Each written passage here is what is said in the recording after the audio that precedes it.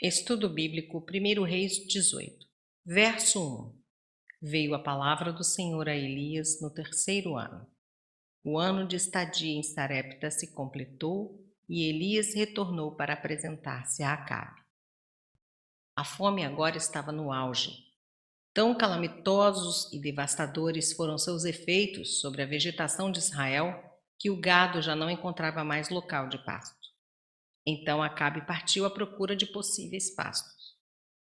Em desespero de causa, enviou seu servo Obadias por um caminho, enquanto ele mesmo partiu por outro. Verso 3, Obadias. O nome quer dizer servo de Deus e é comum no Antigo Testamento. O superintendente ou mordomo do palácio de Acabe, um homem temente a Deus que não deve ser confundido com o autor do livro de Obadias. Ele, assim como José e Daniel, conservou sua piedade, mesmo no meio de uma corte pagã. Deus preserva seus filhos até mesmo em ambientes pecaminosos. Mateus 5, versos 13 a 16. Verso 7. Estando Obadias já de caminho, eis que Elias se encontrou com ele.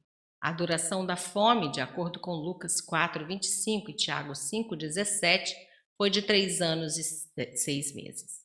Terminado esse período, Deus mandou que Elias se apresentasse a Acabe. Obadias foi esse mordomo que escondeu de Jezabel 100 profetas de Deus, verso 4. A matança mencionada no versículo 4 torna a ser citada no verso 13, mas não mais. Jezabel ficara duplamente aborrecida, primeiro por causa da fome e depois por causa da sua incapacidade de apanhar Elias. Por isso, ela deu vazão à sua raiva sobre as cabeças dos infelizes profetas de Jeová. Versos 9 a 16.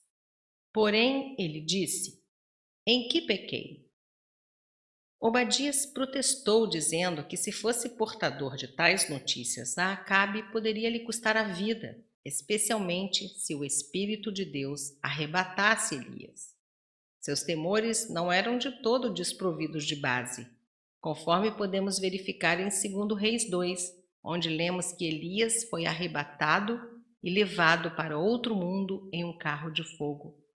No entanto, o profeta assegurou ao atemorizado Obadias que realmente pretendia defrontar-se com Acabe naquele mesmo dia. Verso 10. Vê-se aqui a importância que o rei dava à procura de Elias, vendo nele a chave do problema da seca que já se agravara demais. O próprio rei, com seu mordomo, estava percorrendo a terra em busca de erva para seus animais.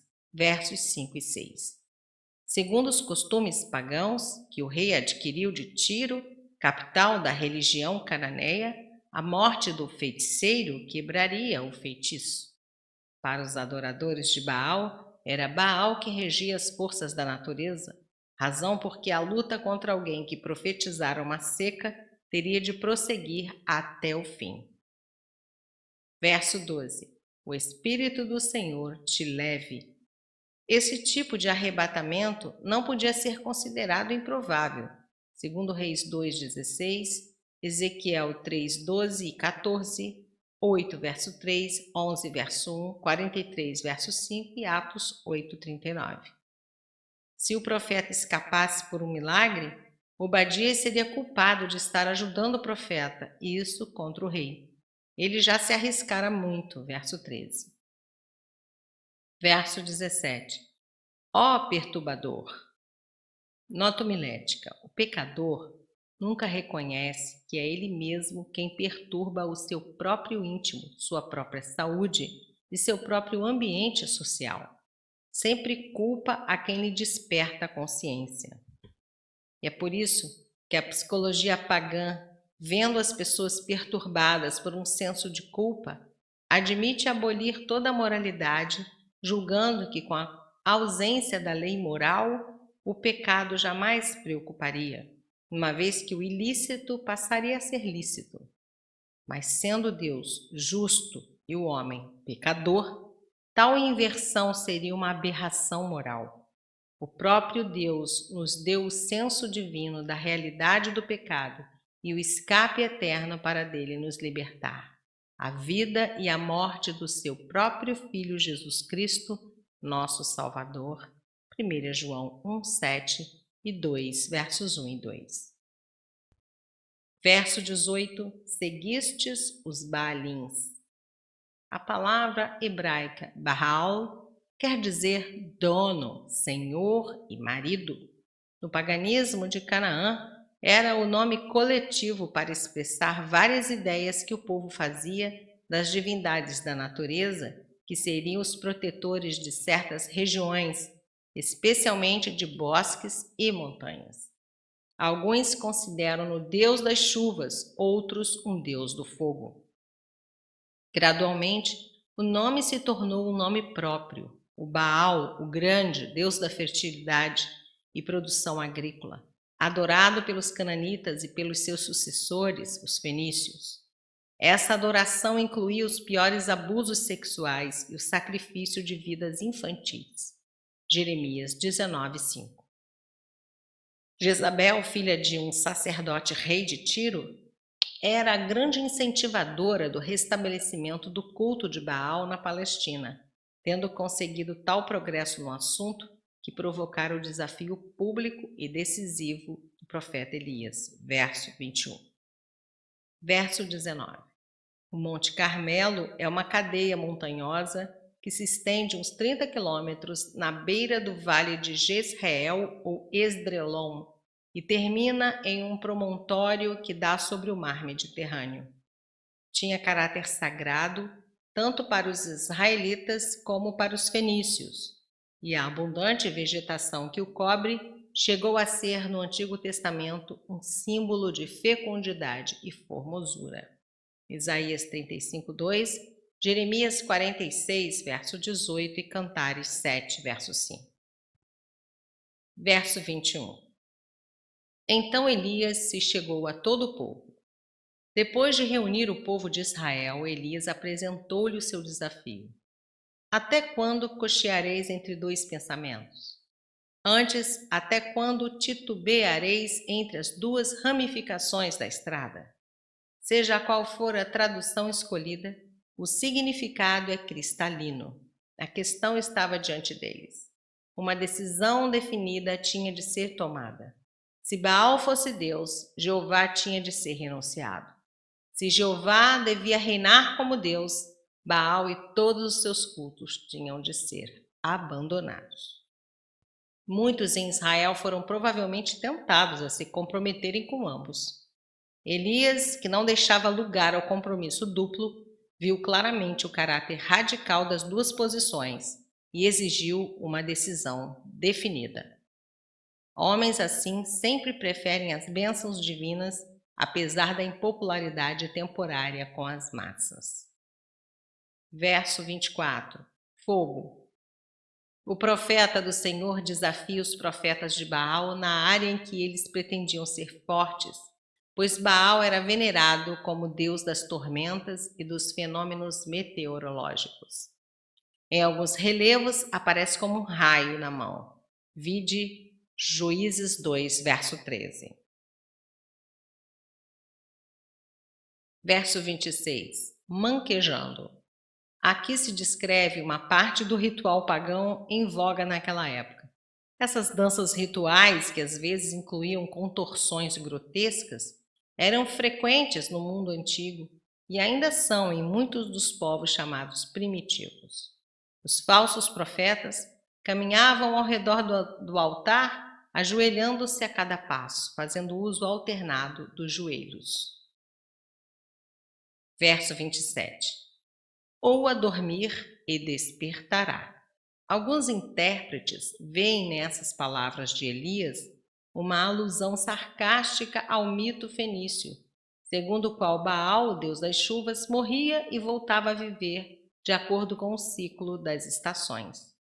Quando passava o tempo das chuvas e começava a estação seca, era vencido por Mot, o deus da morte, e descia ao reino dos mortos, mas logo despertava do seu longo sono quando retornavam as chuvas e a vegetação renascia. Verso 31. 12 pedras.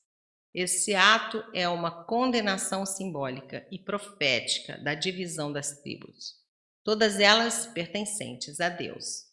A divisão do reino levará Acabe a fazer aliança com os pagãos. O altar que Elias restaurou, verso 30, teria sido talvez um centro do culto a Jeová até os tempos de Acabe e a ascendência do paganismo. Versos 34 e 35. Nota-se a calma sustentada pela fé do profeta, verdadeiro dom de Deus, que simplesmente deixa o Senhor agir em lugar da incapacidade humana.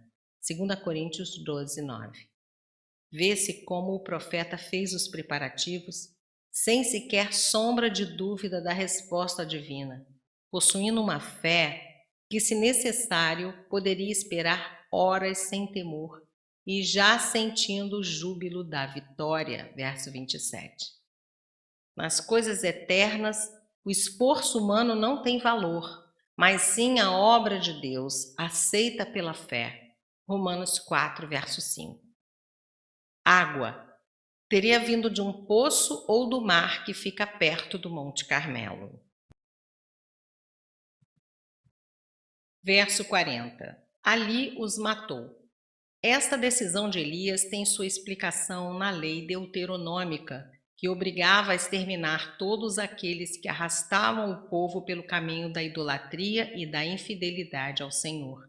Deuteronômio 13, versos 12 a 18.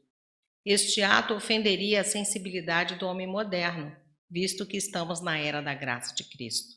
Mas para aquele povo, naquela situação histórica, se justificava por vários motivos. 1. Vingava a morte dos profetas do Senhor. 2. Era o cumprimento ao julgamento divino contra os falsos profetas em Israel. Deuteronômio 13, versos 1 a 5. 3. Era uma guerra autêntica dos servos de Baal contra Deus e seus seguidores. Verso 43. Seu moço. Há uma tradição que afirma que o filho da viúva de Sarepta passou a ser o companheiro constante do profeta. Capítulo 17, verso 23. Verso 45.